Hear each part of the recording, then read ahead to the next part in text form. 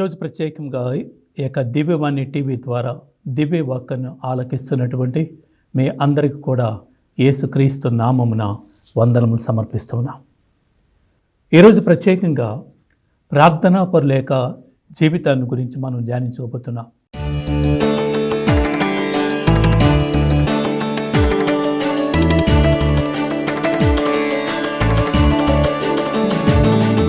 ప్రతి ఒక్కరు కూడా దేవుని సన్నిధిలో ప్రార్థనా జీవితాన్ని గడుపుతూ ఉంటారు. అయితే ప్రార్థనా పరులకు ఉండవలసినటువంటి లక్షణములు ఏమిటి అని చెప్పి ఈరోజు మనం ధ్యానించుకోబోతున్నాం. ఈ యొక్క వాక్యాన్ని ధ్యానించుకోవటానికి కావలసినటువంటి దేవుని కృప, దేవుని యొక్క అభిషేకం మనందరికీ దయచేయమని, మరి ముఖ్యంగా ఈ యొక్క దివ్యవాణి టీవీ ద్వారా దివ్య వాక్కును ఆలకిస్తున్నటువంటి మనందరిపై దేవుని యొక్క అభిషేకం ఉండాలని కోరుకుంటూ, తల్లి మరియమాత యొక్క ప్రార్థన సహాయాన్ని కోరుకుంటూ ఈ యొక్క వాక్యాన్ని కొనసాగించుకుందాం. ప్రార్థనా పరులు ఎవరైతే దేవుని సన్నిధిలో నిత్యము ప్రార్థన చేస్తూ ఉంటారో అలాంటి వారిని మనం ప్రార్థనా పరులు అనవచ్చు. మరి ప్రార్థనా పరులకు ఉండవలసినటువంటి లక్షణం ఏమిటని మనం ఈరోజు ధ్యానించుకుంటున్నాం. ప్రభు అయినటువంటి దేవుడు మనము చేసేటువంటి ప్రతి ఒక్క ప్రార్థనని ఆలకిస్తూ ఉన్నాడు. మనం చేసేటువంటి ప్రార్థనలో ప్రతి సమయంలో దేవుణ్ణి అడుగుతూ ఉన్నాం, మా ప్రార్థన ఆలకించమని. అదేవిధంగా ప్రార్థన చేస్తూ ఉన్నప్పుడు దేవుడు ఇచ్చినటువంటి వాక్యమును అనుసరించి మనం ప్రార్థన చేస్తూ ఉన్నాం. ఆ విధంగా మనం ప్రార్థన చేస్తూ ఉన్నప్పుడు మన యొక్క ప్రార్థనని ఎవరు వింటూ ఉన్నారు, ఎవరు చూస్తూ ఉన్నారు అనేది గమనించినట్లయితే 14వ కీర్తన 2వ వచనం అంటుంది, ప్రభు ఆకాశము నుండి నరుల వైపు పారచూచుచుండెను. ఎప్పుడైతే ఆ ప్రభు మన వైపు చూస్తూ ఉన్నాడో మనము చేసేటువంటి ప్రార్థన కూడా ఆలకిస్తూ ఉన్నాడు. అదేవిధంగా ఇర్మీయా గ్రంథం 16వ అధ్యాయం 17వ వచనం పలుకుతూ ఉంది, ఈ జనులు చేయు ప్రతి పనిని నేను చూస్తూ ఉన్నాను. అంటే నేను చేసేటువంటి ప్రార్థన కూడా ప్రభు దేవుడు వింటూ ఉన్నాడు, చూస్తూ ఉన్నాడు. అదేవిధంగా 139వ కీర్తన 2వ వచనం మనం చూసినట్లయితే ఒక వాక్యం అంటుంది, నేను లేచుటయు కూర్చుండటయు వెలుటయు అంతా కూడా ప్రభు నన్ను చూస్తూ ఉన్నాడు. అదేవిధంగా కీర్తనకారుడు పలుకుతూ ఉన్నాడు, నేను ఏమి చేస్తుంది అంతా ప్రభు చూస్తూ ఉన్నాడు. అదేవిధంగా ఈరోజు మనం చేసేటువంటి ప్రతి పనిని కూడా దేవుడు చూస్తూ ఉన్నాడు. అందుకే కీర్తన 13వ కీర్తన 13వ వచనం అంటుంది, 33వ కీర్తన 13వ వచనం పలుకుతుంది, ప్రభు నరులందరినీ పరిశీలించుచూచును. కనుక ఈ సమయంలో మనము చేసేటువంటి ప్రార్థన ఎవరు వింటూ ఉన్నారు, ఎవరు చూస్తున్నారు అంటే ప్రభు అయినటువంటి దేవుడు చూస్తూ ఉన్నాడు అని మనం ఈ యొక్క వాక్యములు మనకు తెలియజేస్తున్నాయి. ఈ విధంగా నేను చేస్తున్నటువంటి ప్రార్థన దేవుడు చూస్తూ ఉన్నప్పుడు ఈ యొక్క ప్రార్థనా పరులకు ఉండవలసినటువంటి లక్షణములు ఏమిటి అని చెప్పి మనం గమనించినట్లయితే మొట్టమొదటిగా మనం చూస్తూ ఉన్నాం, ఎవరైతే ప్రార్థనా జీవితాన్ని జీవిస్తూ ఉన్నారో, ఎవరైతే ప్రార్థనా పరులుగా ఉంటూ ఉన్నారో వారు పాపము చేయలేరు. అంటే ప్రార్థనా జీవితాన్ని జీవించేటువంటి వ్యక్తి, నిత్యం నేను ప్రార్థనలో ఉన్నాను అని పలికేటువంటి వ్యక్తి పాపము చేయలేరు అని చెప్పి దేవుని యొక్క వాక్యం మనకు పలుకుతుంది. ఎందుకంటే పరిశుద్ధుడైనటువంటి ప్రభుతో సహవాసము చేస్తూ ఆ ప్రభు సన్నిధిలో ప్రార్థన చేస్తున్నటువంటి ఏ ఒక్కరు కూడా పాపకరమైనటువంటి జీవితాన్ని జీవించలేరు. ఎందుకంటే దేవుని యొక్క వాక్యం పలుకుతుంది. 1 పేతురు 1వ అధ్యాయము 15వ వచనం మనం చూసినట్లయితే, మిమ్ము పిలిచినటువంటి దేవుడు పవిత్రుడు కనుక మీరు కూడా పవిత్రులుగా ఉండాలి. మీ జీవితం, మీ ప్రవర్తన, మీ మాటలన్నీ కూడా దేవునికి మెచ్చే విధంగా ఉండాలి. మన ప్రవర్తన దేవునికి లోబడి ఉండాలి. ఎందుకంటే ఆయన పవిత్రుడు కనుక మీరు కూడా పవిత్రులుగా ఉండాలి అని చెప్పి ప్రభువుడైనటువంటి దేవుడు పలుకుతూ ఉన్నాడు. అందుకే దేవుని యొక్క వాక్యం అంటుంది, 1 పేతురు 1వ అధ్యాయం 16వ వచనం పలుకుతుంది, నేను పవిత్రుని కనుక మీరును పవిత్రులై ఉండాలి. ఎవరైతే ప్రార్థనాకరమైనటువంటి జీవితాన్ని జీవిస్తూ ఉన్నారో, ప్రార్థనా పరులుగా ఉంటున్నారో వారు ఉండవలసింది, వారు చేయవలసింది ఏమిటంటే మొట్టమొదట పవిత్రమైనటువంటి పరిశుద్ధమైనటువంటి జీవితాన్ని జీవించగలగాలి. బైబిల్ గ్రంథంలో మనం గమనించినట్లయితే ఆదికాండం 39వ అధ్యాయం 12వ వచనం మనం చూసినప్పుడు, ప్రార్థనా పరుడైనటువంటి యోసేపు ఎవరు లేనటువంటి సమయంలో ఒక స్త్రీ వచ్చి పాపము చేయమని కోరినప్పుడు ఆ పాపము చేయటానికి పరిశుద్ధుడైనటువంటి ప్రార్థనాపరుడైనటువంటి యోసేపు అంగీకరించటం లేదు అని వాక్యములో వింటున్నా. ఎప్పుడైతే ఆ స్త్రీ పాపము చేయమని తన పై వస్త్రాన్ని లాగుతూ ఉందో అక్కడ ఉన్నటువంటి స్థలాన్ని వదిలిపెట్టి పారిపోతున్నటువంటి యోసేపును చూస్తూ ఉన్నాం.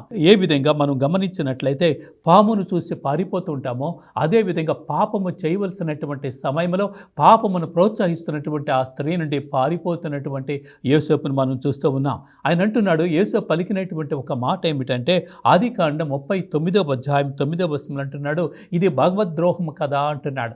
ఒక పరిశుద్ధమైనటువంటి పవిత్రమైనటువంటి జీవితాన్ని జీవించవలసినటువంటి ప్రతి ఒక్క ప్రార్థనాపరుడు గుర్తించవలసిందే. ఇది మనం తప్పు చేయవలసిన సమయంలో దేవునికి వ్యతిరేకంగా పాపం చేస్తూ ఉన్నాం. అందుకే ఆయన అంటున్నాడు, ఇది భగవద్ద్రోహం కదా అని చెప్పి అక్కడి నుంచి వెళ్ళిపోతున్నటువంటి వ్యక్తిని మనం చూస్తూ ఉన్నాం. కనుక ఆ పాపము చెయ్యవద్దు, చెయ్యకూడదు అని చెప్పి ప్రభు మనకి చేస్తూ ఉన్నాడు.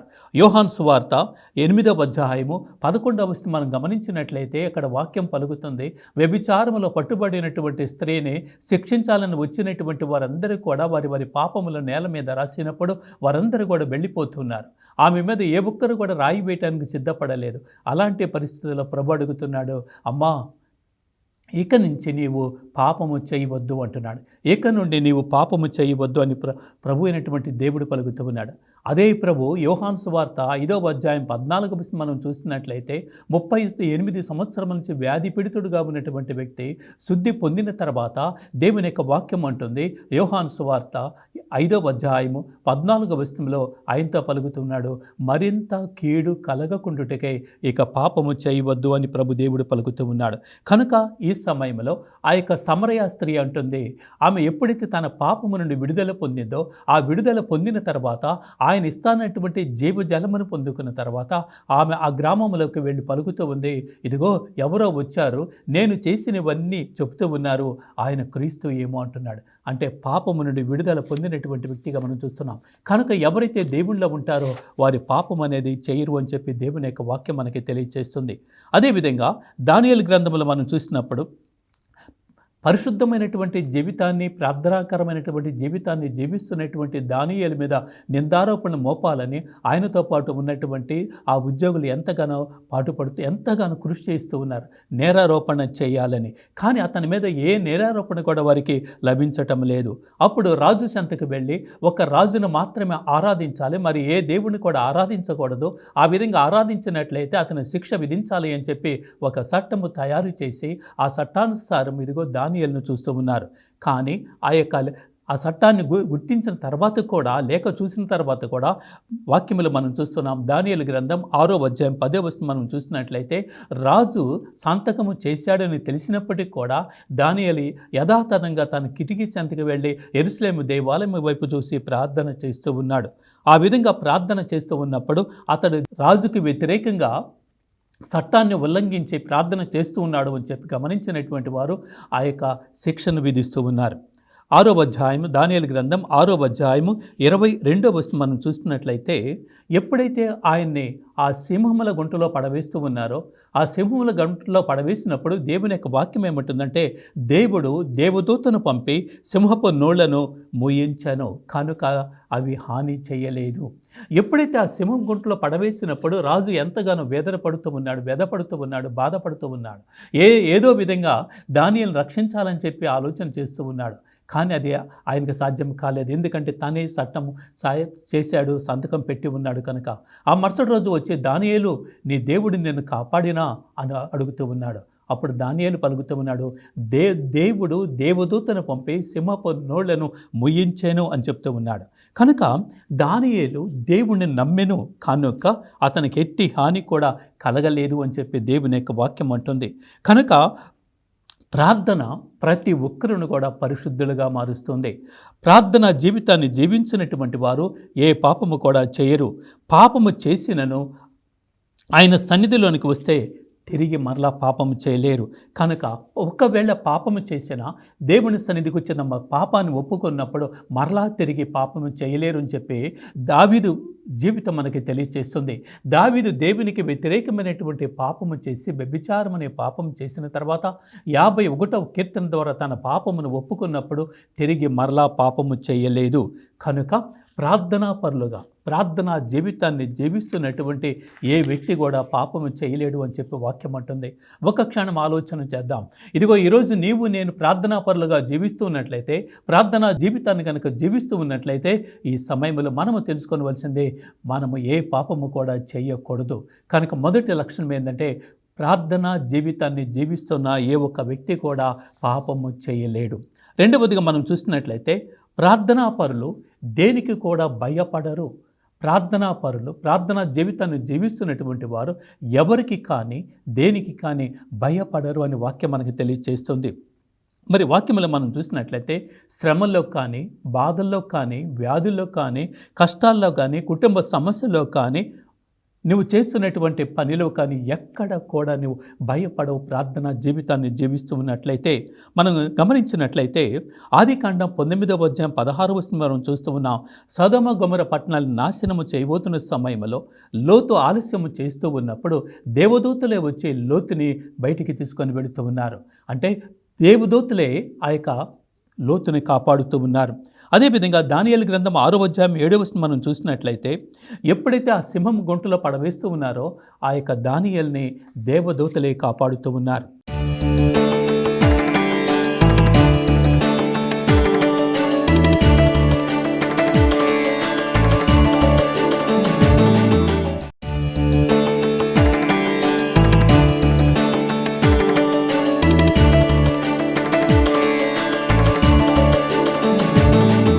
యెషయా గ్రంథం 43వ అధ్యాయం 1వ వచనం మనం గమనించినట్లయితే నీకు రూపం ఇచ్చినటువంటి దేవుడు ఇట్లా పలుకుతూ ఉన్నాడు, నీవు భయపడవద్దు, నేను నిన్ను విమోచించి తిని, నేను నిన్ను పేరెత్తి పిలిచి తిని, నీవు నా వాడివి అంటున్నాడు.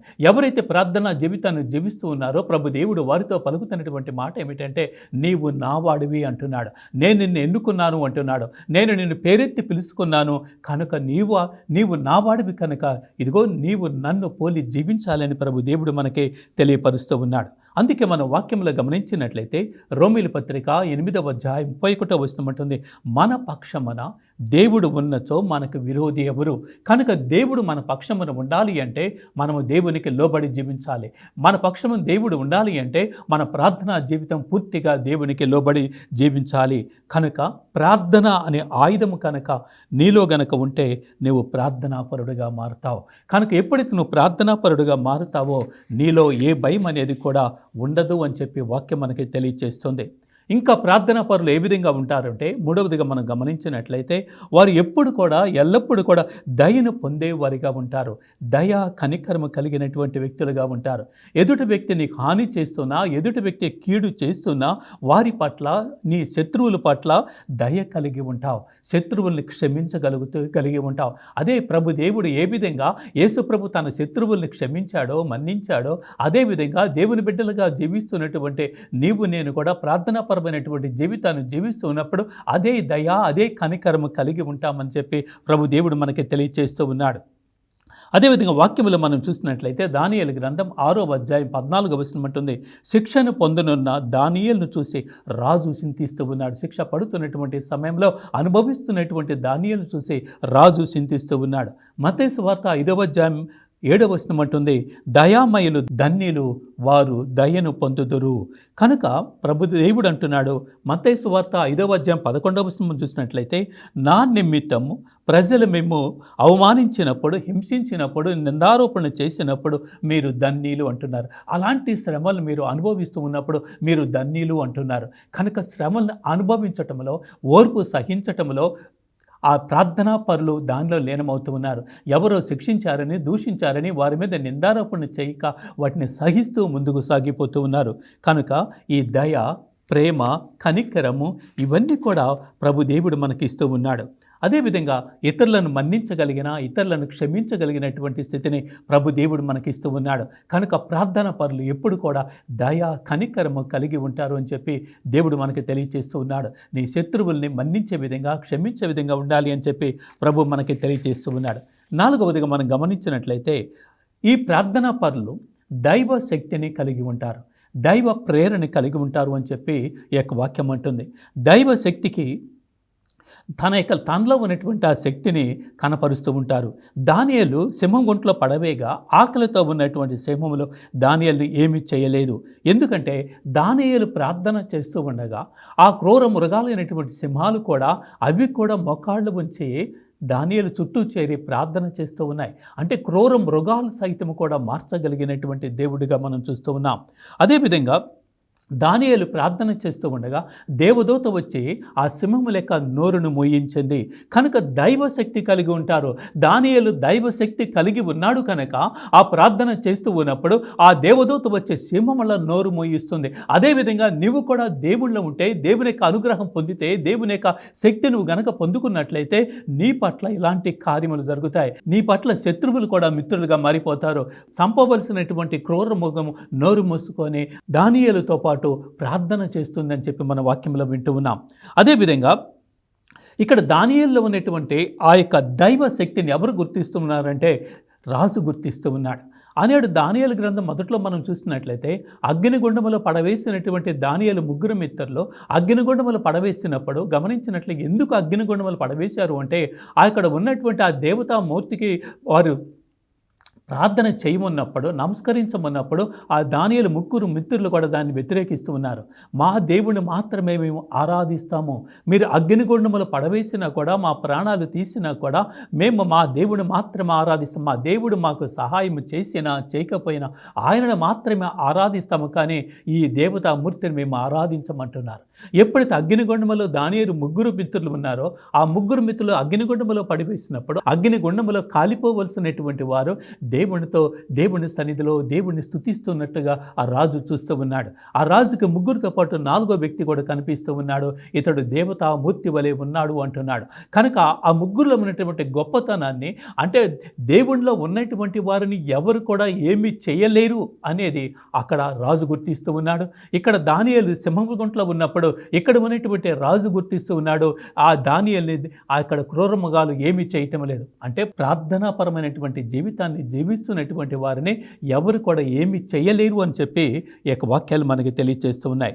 అందుకే ఇంకా మనం గమనించినట్లయితే యాకోబు పత్రిక 5వ అధ్యాయం 17వ వచనం మనం చూసినట్లయితే మనలాంటి వాడినటువంటి ఏలియా ప్రార్థన చేస్తూ ఉండగా 3.5 సంవత్సరములు వర్షం కురవలేదు.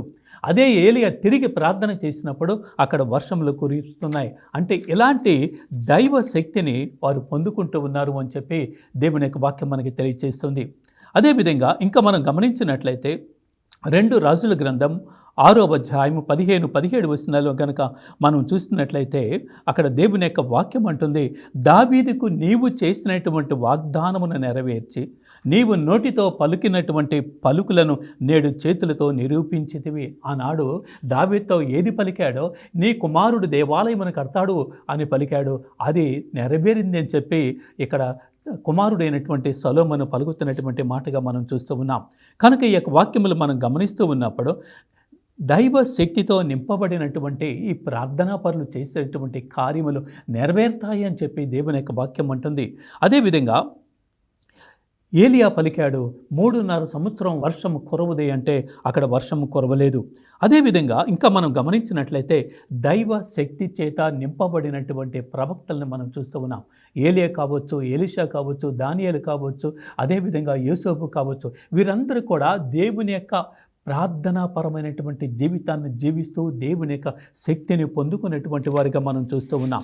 మరి అదేవిధంగా ఇంకా మనం గమనించినట్లయితే ఎవరైతే ప్రార్థనాపూర్వమైనటువంటి జీవితాన్ని జీవిస్తూ ఉంటారో వారు వర్ధిల్లుతారు, వారు దీవించబడతారు అని చెప్పి దేవుని యొక్క వాక్యం మనకి తెలియజేస్తుంది. ఎవరైతే ప్రార్థనాపరులు ఇంటికి వచ్చినప్పుడు, తలుపు తట్టినప్పుడు వారిని మన ఇంటిలోనికి ఆహ్వానించి వారిని గౌరవించగలగాలి.